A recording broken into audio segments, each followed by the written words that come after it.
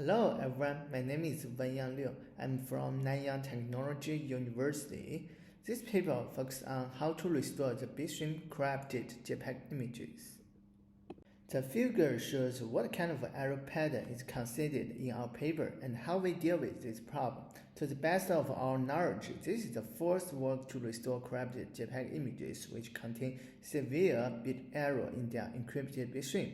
Basically, JPEG images first use a block-based compression method to be encoded into bitstream, and then encrypted by a full disk encryption method to be stored in many storage devices.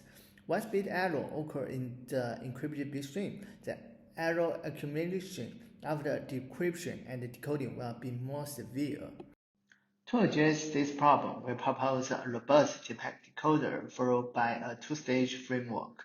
As the figure shows, given a corrupted JPEG bitstream, the proposed robust decoder is to decode it without error bars. Then the proposed two-stage framework performs block level and pixel-wise image restoration by leveraging the extruded low-resolution thumbnail from the JPEG header. More details will be discussed following the outline. Let me first give some background. Full disk encryption method is now widely used in smartphones for data privacy. It is a sector-based encryption method. This is to say, a bit error in one sector will not cause new error in other sectors. Also, during each sector, the file is encrypted by block. A bit error in a cipher block will only result in two decrypted blocks to be different. These features make the error accumulation not too spread throughout the entire bitstream, which give us some possibility to achieve the restoration. But the challenge is still very high. In general, the standard decoder will abort the JPEG decoding as the figure shows.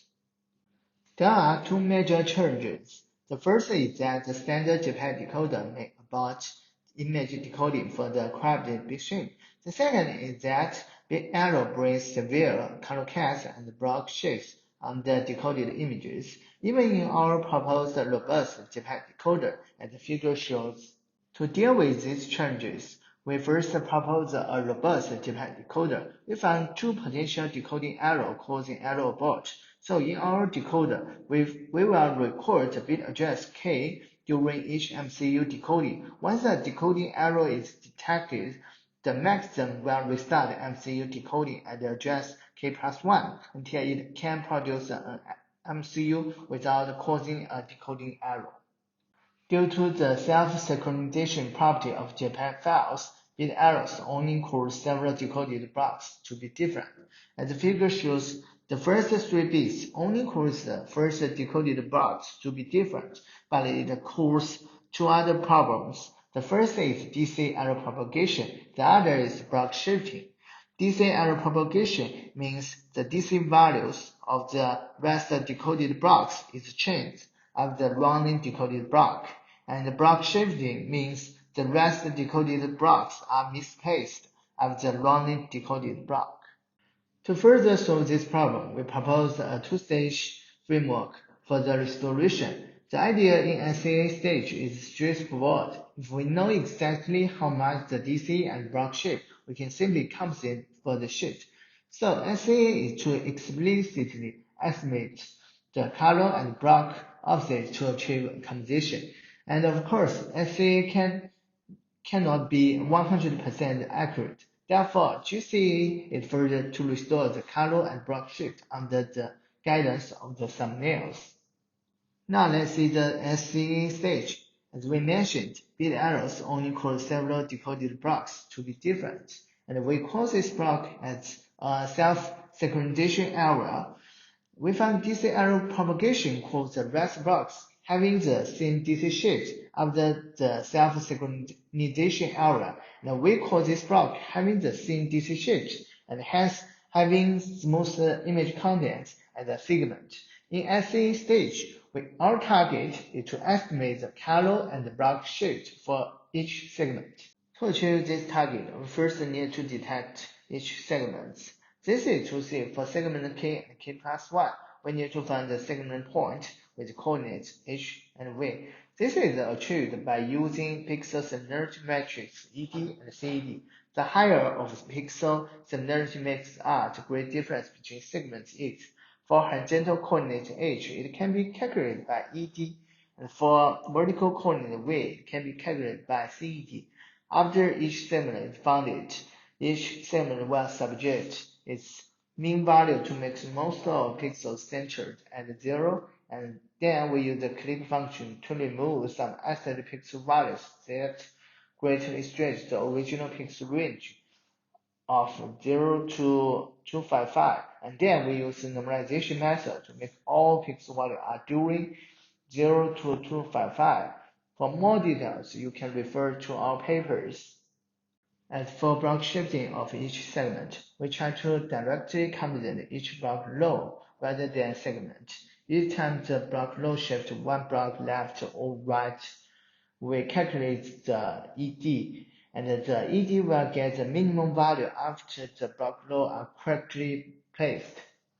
Since SAA stage can be 100% accurate and the color is also normalized, we still need further restoration. In GCA, we leverage the extruded low-resolution thumbnail to guide the image restoration.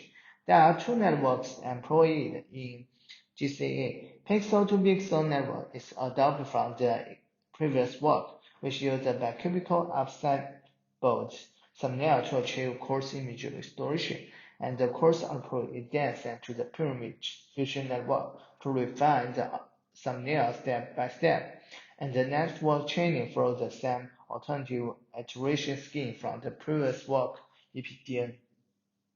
Here are some experiment settings. We set BER equal to 10 to the power -5, and thumbnail is from the bicubical downsampling with the maximum size of 116 pixels.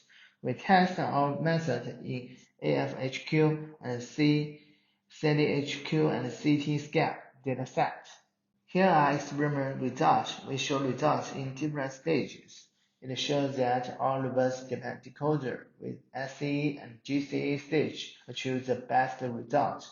And we also compare our GCA network with the previous work EPDN, and GCA outperformed EPDN by a significant margin.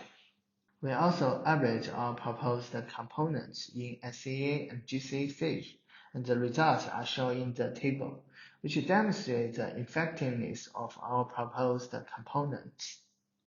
Considering current image restoration method failed to resolve Bitstream-Corrupted JPEG files to get the decoded images, given the only extruded intact low-resolution thumbnails, how to restore the original images? The target is the same as the super-resolution tasks. Therefore, we also compared with the existing SOTA super-resolution method of bicubical degradation. The results show our method achieved a significant improvement over SOTA super-resolution methods. We also test our method in different datasets and test the generalization of our method in handling different BER of the JPEG files without retraining. As BER becomes higher, the performance gets worse, but still achieve good PSNR and SSIL. The figures show some visual compression. As BER becomes higher, the high-frequency information are harder to be extruded from the decoded image, and hence the outputs get blurred.